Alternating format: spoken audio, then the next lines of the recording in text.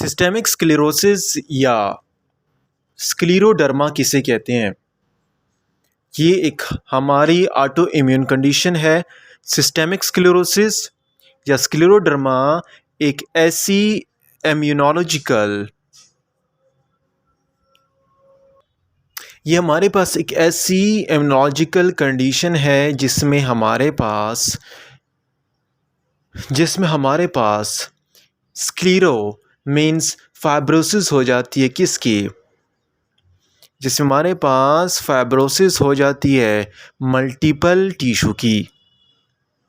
जब कि multiple tissue की फाइब्रोसिस हो जाए, मल्टीपल टिश्यू की इम्यूनोलॉजिकल कंडीशन में ऑटो इम्यूनिटी की वजह से फाइब्रोसिस हो जाए, जिसमें यहाँ तो मल्टीपल टिश्यू में अगर बात की जाए तो वेस्कुलर कंडीशन भी आ सकती है, वेस्कुलर डिजीज़ भी आ सकती है, या इसके अलावा सिस्टेमिक स्क्लेरोसिस भी हो सकती है। सिस्टेमिक स्क्लेरोसिस की बात करूं, लाइक सिस्टेमिक हमारे पास वेरियस ऑर्गन हमारे पास इफ़ेक्ट हो सकते हैं। उस वेरियस ऑर्गन में कौन कौन से हैं? लाइक हमारे पास अगर मैं बात करूं, हमारे ऑर्गन में से जीआईटी सिस्टम जो है, हमारा जो लंग सिस्टम जो है, हमारा जो किडनी है, और इसके अलावा हार्ट और स्केलेटल मसल वग़ैरह वग़ैरह, ये हमारे पास क्या हो जाते हैं? ये हमारे पास इस सिस्टम से इफ़ेक्ट हो जाते हैं। तो इम्यूनोलॉजिकल कंडीशन है जिसमें फाइब्रोसिस ऑफ मल्टीपल टिश्यू हो जाती है, और इसके साथ साथ वेस्कुलर डिजीज़ भी है, और systemic sclerosis of multiple organ हो सकता है। तो ये किस कंडीशन में? ये सिस्टेमिक या सिंपल स्क्लेरोडर्मा में हो सकते हैं। सिस्टेमिक तो ये सिस्टम वाला आ गया। इसके फर्दर 2 ग्रुप्स हैं स्क्लेरोडर्मा के। एक का नाम है diffuse systemic sclerosis. Diffuse systemic sclerosis, और दूसरे का नाम है डिफ्यूज नहीं, दूसरे का नाम है लिमिटेड सिस्टेमिक स्क्लेरोसिस। अभी डिफ्यूज़ किसे कहते हैं और लिमिटेड सिस्टेमिक स्क्लेरोसिस किसे कहते हैं? डिफ्यूज़ जो है, जो डिफ्यूज़ हो मीन्स जो वाइड स्प्रेड हो, जो ज़्यादा फैला हो, जो वाइड स्प्रेड हो, लाइक स्किन से प्रोग्रेसिवली जा के विस्कस तक और विज़रा तक, ये वाइड स्प्रेड होता है डिफ्यूज्ड। जबकि लिमिटेड की अगर हम बात की जाए तो ये लिमिटेड होता है, नाम से ही जाहिर है ये हमारे पास क्या होता है? महदूद होता है। कब, कहाँ तक? It is limited two finger, हमारे फिंगर को, हमारे फेस को, हमारे विज़रा तक। ये कहाँ तक क्या होता है? लिमिटेड होता है। यहाँ पर जो विज़रा में यहाँ पर एक कंडीशन काज करता है जिसका नाम है क्रिस सिंड्रोम।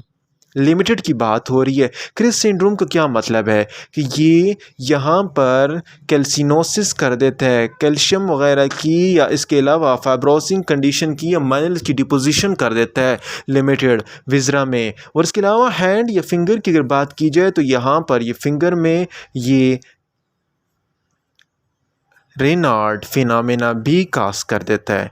रेनाल्ड फिनोमेना जो टिंगलिंग हो जाती है, जो इस तरफ वैसो ऑक्लूजन हो जाती है वेसल्स की इनसाइड द फिंगर, तो ये किसकी वजह से होती है? लिमिटेड सिस्टेमिक स्क्लेरोसिस की वजह से। और डिफ्यूज़ तो ऑलरेडी डिफ्यूज़ है। और इसके अलावा हमारे पास स्क्लेरो डक्टाइल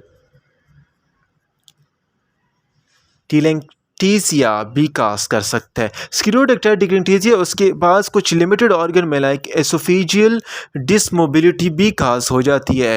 एसोफेगस की डिसमोबिलिटी भी का, तो मतलब ये है कि ये एक ऐसा सिस्टम है जो लिमिटेड है फिंगर, फेस, विज़रा और इन पोर्शन तक, जबकि ये डिफ्यूज़ होता है और ये बहुत वाइडली स्प्रेड होता है। ऑटो इम्यून, ये कंप्लीट स्क्लेरोडर्मा हुआ। थोड़ा बहुत इसका कंसेप्ट आपको पता चल गया कि स्क्लेरोडर्मा कैसे ऑटो इम्यून सिस्टम होता है। हम ऑटो इम्यून का सिस्टम सिनारी तो हमें ऑलरेडी पता है कि ऑटो इम्यून रिस्पॉन्स कैसे करता है हमारे सेल को।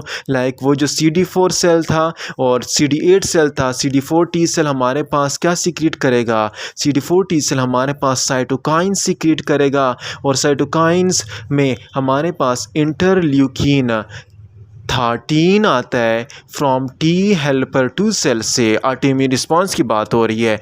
T helper two interleukin cytokine, देखिए कोई भी हमारे पास स्किन में इन्फेक्शन और सेल्फ एंटीजन, तो ये हमारे पास इस तरह पैथोलॉजी होती है। इंटरल्यूकिन 13 आया फ्रॉम टी हेल्पर 13 सेल से, टी हेल्पर 2 सेल से। और ट्यूमर ग्रोथ फैक्टर जो है क्या करता है, प्रोड्यूस होता है मैक्रोफेजिस से। तो ये सारे सिनारियो हमारे पास ऑटो इम्यून रिस्पॉन्स में आते हैं। और उस रिस्पॉन्स होने की वजह से जितने भी साइटोकाइंस हैं ये क्या हो जाते हैं, ये बॉडी में एक्यूमुलेट हो जाते हैं। अगर स्किन की बात करें तो स्किन में एक्यूमुलेट, अगर जॉइंट्स की बात करें तो जॉइंट्स में, और साथ साथ उनमें ये क्या हो जाती है, इनकी डिपोजिशन हो जाती है। और डिपोजिशन होने के साथ ही यहाँ पर हमारे पास फाइब्रोसिस या स्क्लेरोसिस काज कर लेता है।